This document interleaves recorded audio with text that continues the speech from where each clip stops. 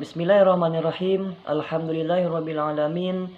Wassalatu wassalamu ala asyrafil anbiya wal mursalin Sayyidina wa maulana Muhammadin wa ala alihi wa sahbihi juma'in amma ba'. Assalamualaikum warahmatullahi wabarakatuh.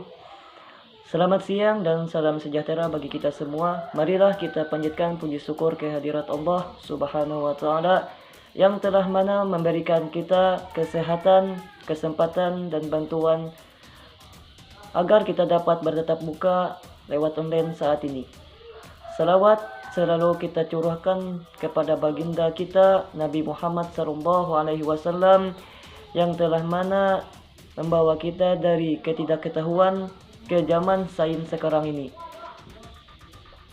Yang kami hormati Ibu Jelita MSI selaku dosen pengampu mata kuliah Lembaga Keuangan Syariah Nonbank dan teman-teman sekalian. Perkenalkan, saya Nur Saman. Saya Elisa Elida Putri. Saya atas nama Rijali Rahman.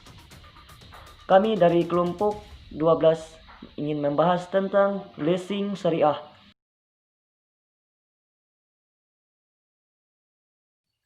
Baik, langsung saja masuk ke pembahasan kita pada siang hari ini, yaitu tentang leasing syariah. Apa itu leasing syariah? Leasing syariah secara umum adalah suatu akad pemindahan hak guna atas barang atau jasa melalui pembayaran upah sewa tanpa diikuti dengan pemindahan kepemilikan atas barang itu sendiri. Dasar hukum leasing syariah. Dalam Islam, leasing disebut sebagai ijarah atau mempersewakan. Allah Subhanahu wa taala berfirman yang artinya, "Kemudian jika mereka menyusukan anak-anakmu untukmu, maka berikanlah kepada mereka upahnya." Quran Surah At-Talaq ayat 6.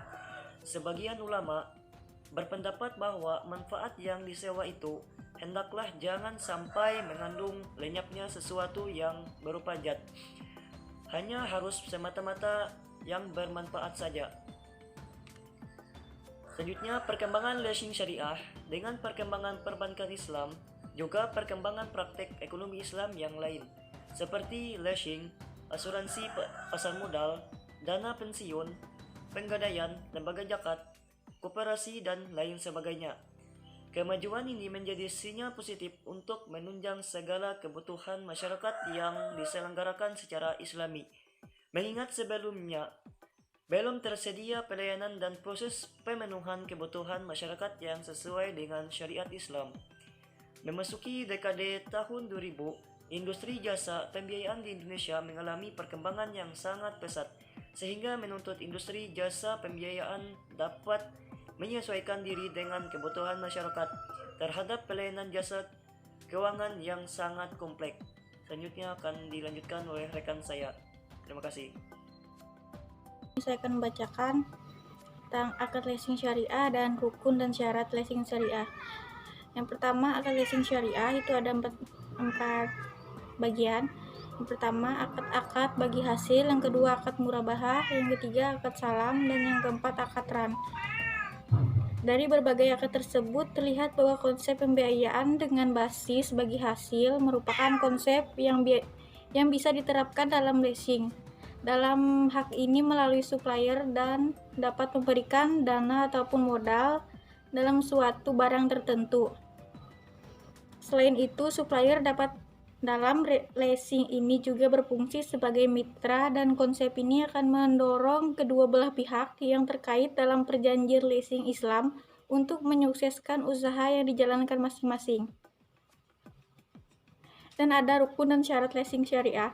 Yang pertama, kedua orang berakad telah balik dan berakal. Yang kedua, adanya kerelaan dari kedua belah pihak untuk melakukan akad.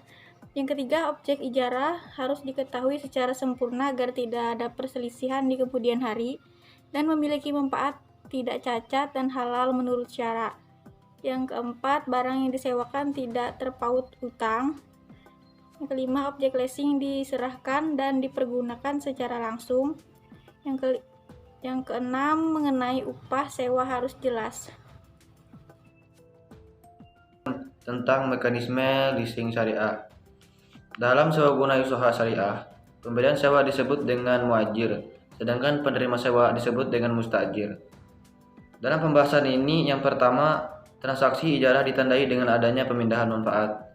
Yang kedua, pada akhir sewa, bank dapat saja menjual barang yang disewakan kepada nasabah.